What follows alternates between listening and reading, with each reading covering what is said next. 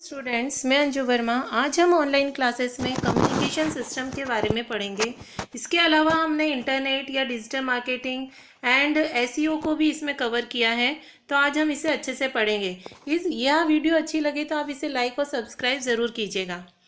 Communication system में हमने ये कंटेंट इसमें ऐड किए हैं। Communication system, internet and use, WWW यानी कि world wide web, digital marketing, search engine optimisation. सबसे पहले जब हम कम्युनिकेशन की बात करते हैं तो हमारे दिमाग में आता है कि कम्युनिकेशन क्या होता है। जब एक पर्सन दूसरे पर्सन से कुछ भी इंफॉर्मेशन को कन्वे करता है, ट्रांसफ़र करता है, तो वो एक कम्युनिकेशन ही कहलाता है। जैसे अगर पर्सन टू पर्सन बीच में अगर कुछ भी बातें कर रहे हैं तो वो कम्युनिकेशन करते हैं लैंग्वेज के थ्रू, या किसी भी राइटिंग स्किल के थ्रू भी वो कम्युनिकेशन कर सकते हैं, तो हम इसे कम्युनिकेशन कहते हैं। Communication it is the act of transmission and reception of information, मतलब इंफॉर्मेशन का आदान प्रदान करना, इंफॉर्मेशन को ट्रांसफ़र करना ही कम्युनिकेशन कहलाता है।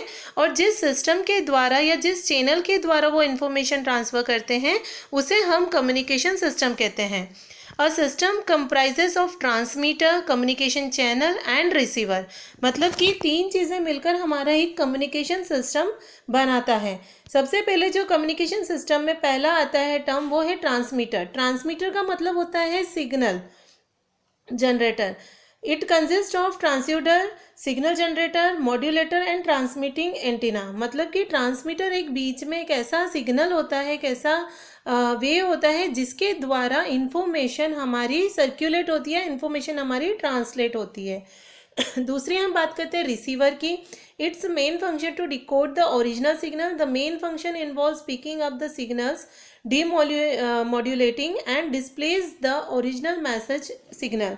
रिसीवर का मतलब ये होता है कि जिस सेंडर ने हमको इन्फॉर्मेशन भेजा है वो उसी फॉर्म में रिसीवर को मिलना चाहिए। यानी कि अगर मैं इन्फॉर्मेशन को ट्रांसफ़र कर रही हूँ तो वो जो रिसीवर है सामने उसको ओरिजिनल वे में मिलना चाहिए। सबसे पहले क्या होता है कि जब सेंडर कोई भी मैसेज को ट्रांसफ़र करता है तो वह मैसेज एक कोडेड फॉर्म में जाता है। मतलब कि कोई सी भी एक कोड में वो चला जाता है, जैसे बाइनरी कोड 0 या 1 के फॉर्म में वो ट्रांसलेट हो जाता है। देन वापस से जब वो रिसीवर उस इंफॉर्मेशन या उस मैसेज को रिसीव करता है तो वो वापस से उस मैसेज को डिकोड करके फिर रिसीव करता है। तो रिसीवर का काम यहाँ पर यह है। कम्युनिकेशन चैनल का मतलब ये होता है the physical path between transmitter and receiver is known as communication channel. Transmitter और रिसीवर के बीच में एक फिजिकल पाथ होता है जिसको हम कम्युनिकेशन चैनल बोलते हैं। चैनल ही हमारी इंफॉर्मेशन को एक प्लेस से दूसरे प्लेस पे ले जाता है और ये चैनल ट्रांसमीटर के द्वारा जुड़े होते हैं और ये जो सिग्नल्स होते हैं ये रिसीवर और सेंडर के पास में होना चाहिए। अब कम्युनिकेशन चैनल के हमारे दो तरह के होते हैं, गाइडेड और अनगाइडेड। गाइडेड कम्युनिकेशन चैनल में पॉइंट टू पॉइंट कम्युनिकेशन होता है और अनगाइडेड में ब्रॉडकास्ट के द्वारा होता है। पॉइंट टू पॉइंट में हम बात करते हैं टेलीफोन की। जैसे पहले डायलअप कनेक्शन चलता था उसमें हम point two point connection provide करते थे, लेकिन अनगाइडेड में हम ब्रॉडकास्ट की बात करते हैं। जैसे अभी हमने कोई भी फाइबर ऑप्टिक्स केबल के द्वारा उसको कम्युनिकेट कर दिया या हमने वाईफाई के द्वारा कम्युनिकेट कर दिया, that is unguided communication channel. अब यहाँ पर कम्युनिकेशन सिस्टम किस तरह से वर्क करता है वो मैं आप इस डायग्राम के द्वारा आपको बताती हूँ। सबसे पहले जो हमारी इन्फॉर्मेशन रहती है वो मैसेज जाता है ट्रांसमीटर के पास में। ट्रांसमीटर उससे कनेक्ट होता है चैनल से, चैनल उसको देता है रिसीवर को और रिसीवर उसको वापस से डिकोड करके यूज़ करता है उसी इन्फॉर्मेशन को। तो ये पूरी प्रोसेस जो रहती है ये कम्युनिकेशन सिस्टम की कहलाती है। चैनल के ऊपर हमने नॉइज़ दे रखा है जो कि उस जो भी हमारे चैनल्स होते हैं उसमें जो भी जनरेट होती है नॉइज़ वो उसको बताता है। अब हम बात करते हैं यहाँ पे कम्युनिकेशन मोड की। जैसे मैंने आपको पहले बताया था पॉइंट टू पॉइंट और ब्रॉडकास्ट, ये कम्युनिकेशन के दो तरह के मोड होते हैं। पॉइंट टू पॉइंट में आएगा in this type of communication mode communication takes place over a link between signal transmitter and receiver. यानी कि जो हम सिग्नल ट्रांसमीटर और रिसीवर के बीच में एक लिंक प्रोवाइड करते हैं वो पॉइंट टू पॉइंट होता है। यानी कि जैसे मैंने आपको टेलीफोन का एक एग्जांपल दिया था, यहाँ पर हम एक केबल के द्वारा कम्युनिकेट करते हैं। वो केबल हमारे ट्रांसमीटर का सिग्नल का काम करती है, जो कि यहाँ पर भी जुड़ी होती है और जिस जगह से, जिस प्लेस से आती है वो वहाँ पर भी जुड़ी होती है। तो इस सिस्टम को हम कह देते हैं पॉइंट टू पॉइंट। अब हम बात करते हैं ब्रॉडकास्ट की। तो in the broadcast mode there are large number of receivers corresponding to a signal transmitter, that is radio, TV, internet. ये सब हमारे ब्रॉडकास्ट में ही एग्जाम्पल आते हैं। अब हम बात करते हैं कम्युनिकेशन टर्मिनोलॉजी की। हम क्या क्या टर्मिनोलॉजी कम्युनिकेशन में यूज़ करते हैं। सबसे पहले हमने बताया था ट्रांसड्यूसर यानी कि signals, any device which convert energy one from to another from, that is transducer. Signals type हमारे पास में दो तरह के सिग्नल होते हैं, एनालॉग सिग्नल और digital signal. Analogue signals waves के फॉर्म में होता है और डिजिटल सिग्नल एक डिजिटल के फॉर्म में होता है, 0 या 1 के फॉर्म में होता है। कंप्यूटर या इलेक्ट्रॉनिक डिवाइस डिजिटल सिग्नल्स का यूज़ करती है, जबकि जैसे अगर हमने रेडियो ट्रांसमीटर की बात करी थी तो ट्रांजिस्टर और रेडियो एनालॉग सिग्नल्स पे ही वर्क किया करते हैं। Amplitude, the maximum extent of vibration from position of equilibrium, that is called amplitude.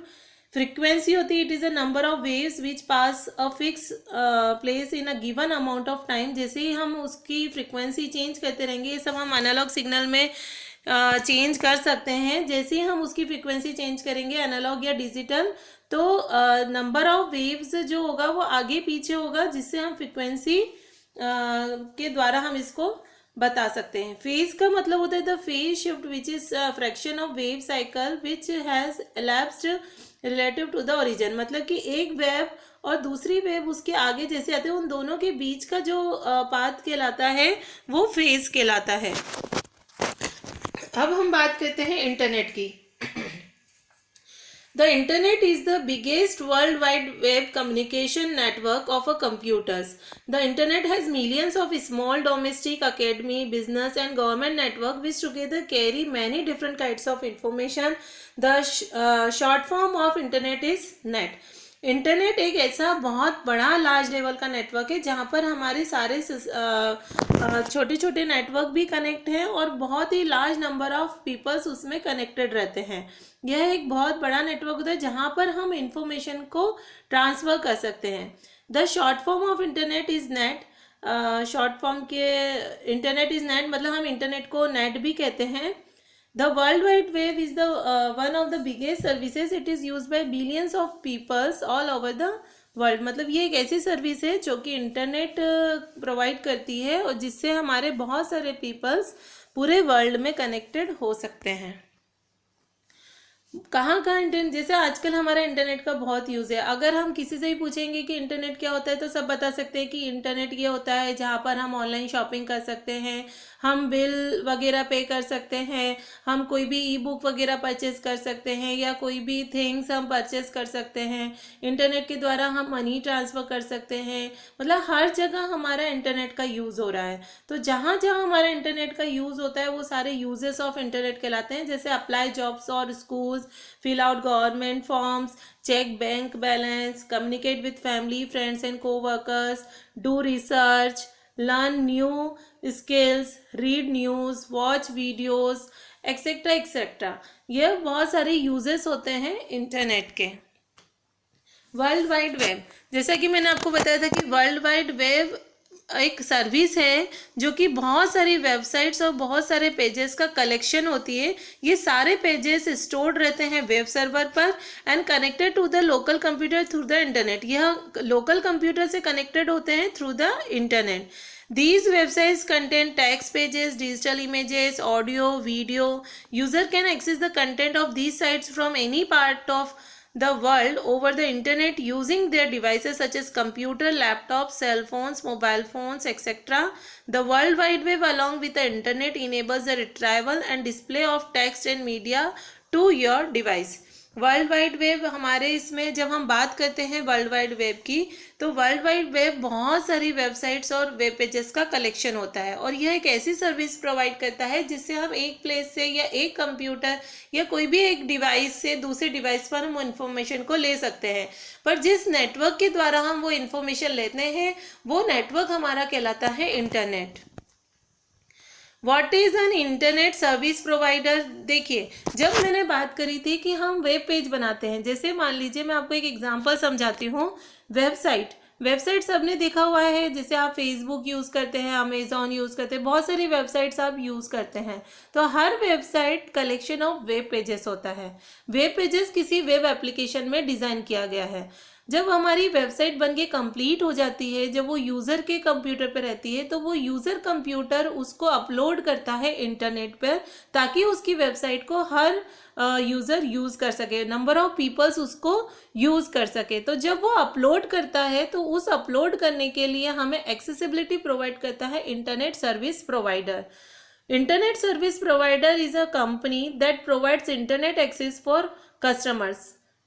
Your computer connect to internet service provider then to the internet. And how to connect the internet? 3 main ways हैं। Dial up connection भी हो सकता है, DSL connection हो सकता है, wireless connection यानी कि वाईफाई, वायरलेस विजिबिलिटी, ये सारे कनेक्शंस के द्वारा हम इंटरनेट को कनेक्ट कर सकते हैं।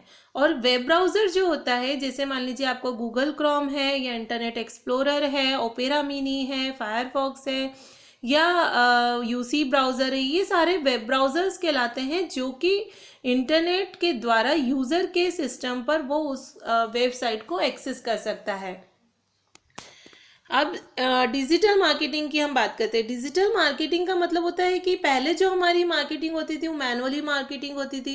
डिजिटल मार्केटिंग मतलब किसी भी मोबाइल फ़ोन के द्वारा, वेबसाइट्स के द्वारा, ईमेल या सोशल मीडिया के द्वारा, इनके द्वारा भी हम क्या कर सकते हैं, मार्केटिंग कर सकते हैं। तो that is the digital marketing. Digital marketing refers to the marketing of a product and services of a company or business through digital channels. Then that digital channels such as in search engines, websites, email, social media, mobile apps, etc. It involves the uses of electronic device and the internet. मतलब कि हमारे पास में अगर internet है या electronic device है, तो इसके द्वारा हम डिजिटल मार्केटिंग को एक्सेस कर सकते हैं। Digital marketing mainly comprises search engine optimization, search media optimization, search engine marketing, and we can say that it can be divided into 3 parts: SEO, SMO or SEM. However, email marketing and affiliated marketing have also become important component of digital marketing over the past few years. देखिए, यहाँ पर हमने दिया है digital marketing के सारे components हैं। Digital marketing का एक कंपोनेंट है सर्च इंजन ऑप्टिमाइजेशन, एक है search engine marketing, affiliated marketing, social media optimisation and email marketing. ये सब इसके डिजिटल मार्केटिंग के कंपोनेंट्स कहलाते हैं। अब हम बात करते हैं सर्च इंजन ऑप्टिमाइजेशन की। तो सर्च इंजन ऑप्टिमाइजेशन एक ऐसी प्रोसेस होती है जो कि क्वालिटी और क्वांटिटी ऑफ वेबसाइट को बताती है या इंक्रीज करती है। Website traffic by increasing the visibility of websites or web pages to user of a web search engine.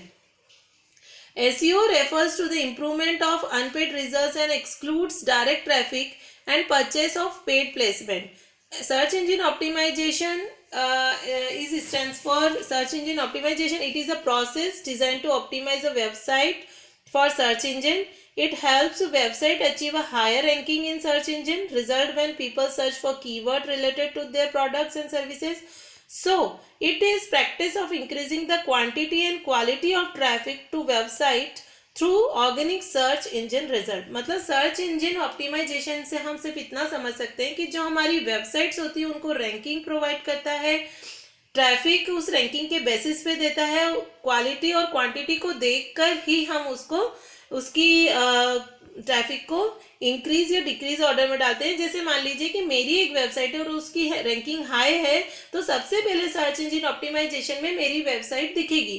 तो इसका मतलब क्या हुआ कि सर्च इंजन ऑप्टिमाइजेशन ने एक ऐसी प्रोसेस को फॉलो किया कि जब वो पूरे ट्रैफिक को भी कंट्रोल करता है। सर्च इंजन ऑप्टिमाइजेशन का होता है बहुत सारी चीज़ों को सर्च करना। जैसे अगर मैंने लिखा है कि व्हाट इज एसईओ, तो मेरे पास में बहुत सारे रिजल्ट्स, बहुत सारी वेबसाइट सामने आती है। गूगल पे आपने डाला व्हाट इज एसईओ, तो बहुत सारी वेबसाइट्स आपके सामने आएगी और वो वेबसाइट्स एक रैंकिंग के ऊपर ही रखी रहेगी। रैंकिंग मतलब जिस वेबसाइट की क्वालिटी और क्वांटिटी बहुत अच्छी होती है तो उसकी रैंकिंग भी अच्छी होती है और सबसे पहले हम उसी के रिजल्ट्स को देख पाते हैं। तो ये प्रोसेस को फॉलो करने का काम होता है सर्च इंजन ऑप्टिमाइजेशन का। ये देखिए, वेबसाइट सर्च इंजन ऑप्टिमाइजेशन में बेसिक एक्टिविटीज़ ये सब इन्वॉल्व रहती है, जैसे website analysis, client requirement, keyword research, content writing, website optimisation, SEO submission, linking, binding, reporting, ये सारी सर्च इंजन ऑप्टिमाइजेशन की प्रोसेस रहती है. How search engine optimization works? Search engine optimization such as Google have their own algorithm or rules to decide the order of pages to show for a search query. These algorithms determine the ranking of SERPs based on various ranking factors. However, it gives more emphasis on certain metrics to evaluate the quality of page and according to decide its ranking. Search engine optimisation के खुद के कुछ algorithm और rules होते हैं जिसके अनुसार वो डिसाइड करता है कि उसकी रैंकिंग पे वेबसाइट कौन सी रैंकिंग देती है. जैसे वो क्या करता है कि सर्च क्यूरी जैसे ही हम चलाते हैं वो अपने एल्गोरिथम्स के बेसिस पे वो अपनी सारी वेबसाइट्स को अरेंज फॉर्म में हमको सामने दिखा देता है. उसकी क्वालिटी के बेसिस पे ही वो इवैल्यूएट करता है. तो ये इस तरीके से वर्क करता है search engine optimisation. Key metrics use by search engine optimisation, links रहता है, कंटेंट रहता है और पेज स्ट्रक्चर रहता है. लिंक मतलब the link from other sites are called backlinks. These links help in determine the ranking of sites of SERPs. A link is considered as a vote of quality from other websites, as a website's owner would not link to a site that is of poor quality. अगर उसकी quality poor होगी तो वो website owner उस link को नहीं लेगा. Content. The quality of content is also vital parameter in determining the ranking of site. The content should be unique, relevant for the search query. मतलब कि सबसे पहले जब ये सारे की पॉइंट्स रहते हैं सर्च इंजन ऑप्टिमाइजेशन के, जैसे हमने लिंक्स की बात करी थी, देन उसके बाद में कंटेंट की बात करी. अगर उसके कंटेंट हमारे अच्छे होते हैं, सही होते हैं, यूनिक होते हैं और मीनिंगफुल होते हैं, तभी वो उसकी रैंकिंग को डिसाइड करता है. Page structure. The web pages are written in HTML. The HTML coding of page is also used by search engines to evaluate a page. So include important keyword in the title, URL and other meta tags. Also make sure that site is crawlable. Thank you students. अगर आपको अगर आपको ये मेरी online classes की video अच्छी लगी हो तो इसे लाइक ज़रूर कीजिएगा, और समझ में आया हो तो आप कमेंट बॉक्स में आप इसे कमेंट कर सकते हैं और सब्सक्राइब कीजिएगा. Thank you.